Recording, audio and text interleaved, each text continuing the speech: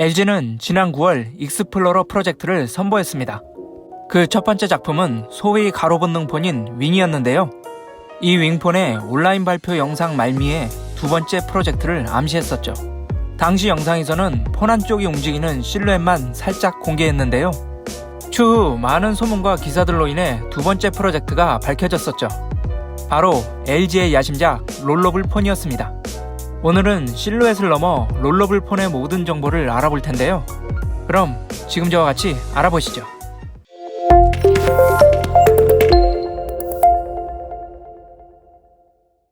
안녕하세요, TMI입니다. 오늘 소식은 코지 플레인즈와 안드로이드 어설리티 등 여러 유출가들의 소식을 취합하여 LG 롤러블 폰의 7가지 정보를 알려드리겠습니다. 먼저 첫 번째는 네이밍입니다.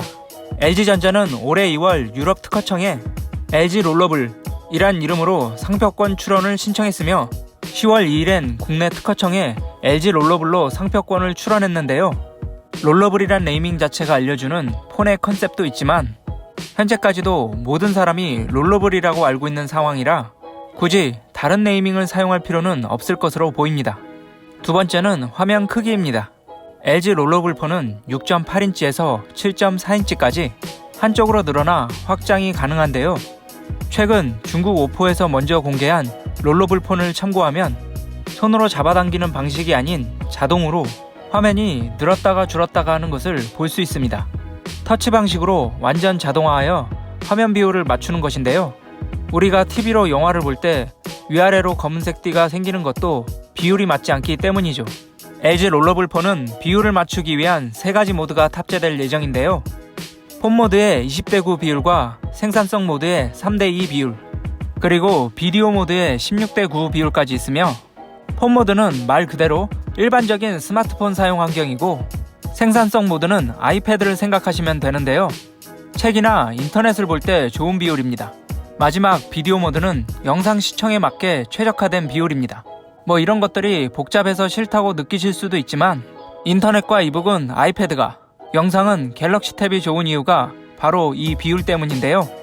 7.4인치까지 화면이 늘어날 수 있는 장점을 10분 활용하여 컨텐츠의 비율에 맞춰서 최적의 사용 환경을 만들어주는 것이죠. 한마디로 사용 환경에 따라 비율을 고민할 필요가 없다는 것입니다. 세 번째는 안전성과 휴대성입니다. 폴더블은 접을 때 강화 유리가 얇아야 하기 때문에 태생적으로 내구성이 좋을 수가 없습니다. 일반 스마트폰의 강화 유리는 경도가 6에서 7인데 비해 폴드의 내부 화면 유리는 경도가 2에서 3이라 훨씬 잘 긁히며 유리가 워낙 얇다 보니 접었다가 펼쳤다가 하다 보면 화면 가운데 주름이 생기는 문제까지 있죠. 또한 폴드는 2개의 화면이 접혀있다가 펼쳐지는 형태이기 때문에 접혀있는 동안에는 두께가 상당할 수밖에 없는데요. 반면 롤러블은 얇은 유리를 쓰지 않아도 되어 내구성에 문제가 없고 휴대할 때는 일반 스마트폰과 거의 같은 두께이기 때문에 주머니에 넣었을 때 볼록 튀어나오지 않아 휴대하기 좋습니다. 다시 말해 안전성과 휴대성에서는 폴더블보다 좀 더 좋은 편이라고 볼 수 있습니다. 네 번째는 칩셋과 램입니다. LG 롤러블 폰은 스냅드래곤 888을 탑재할 예정인데요. 이 칩셋은 현재 안드로이드에서 사용할 수 있는 칩셋에서 가장 강력한 칩셋으로 이전에 벨벳이나 윙과는 비교도 할 수 없는 강력한 성능을 보여줄 것으로 기대됩니다. 또한 램 역시 스마트폰에 탑재할 수 있는 최고 용량인 16기가가 탑재될 예정인데요.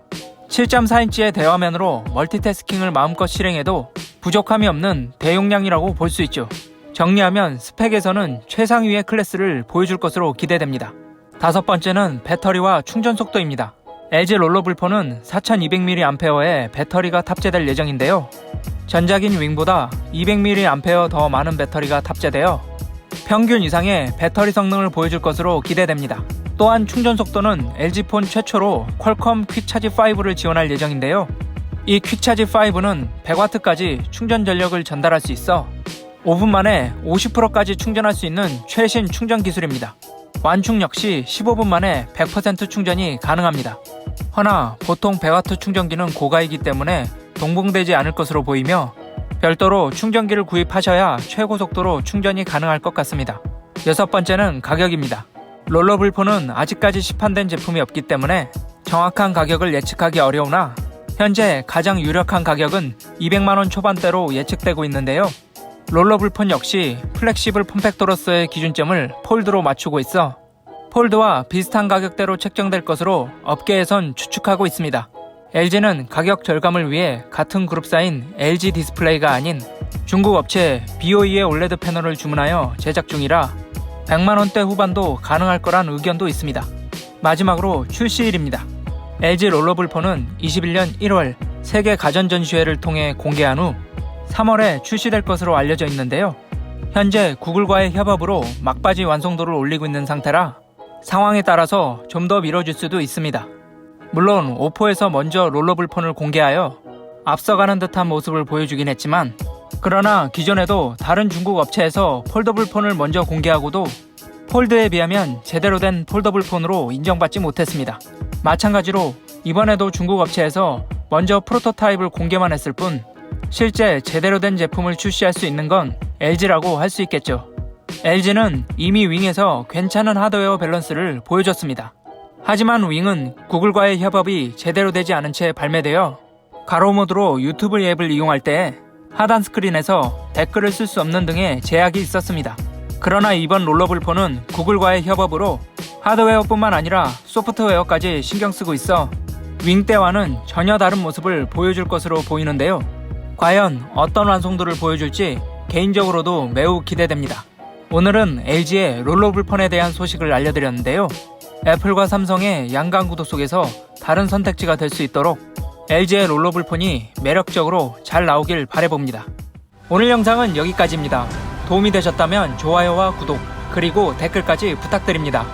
행복한 하루 되세요.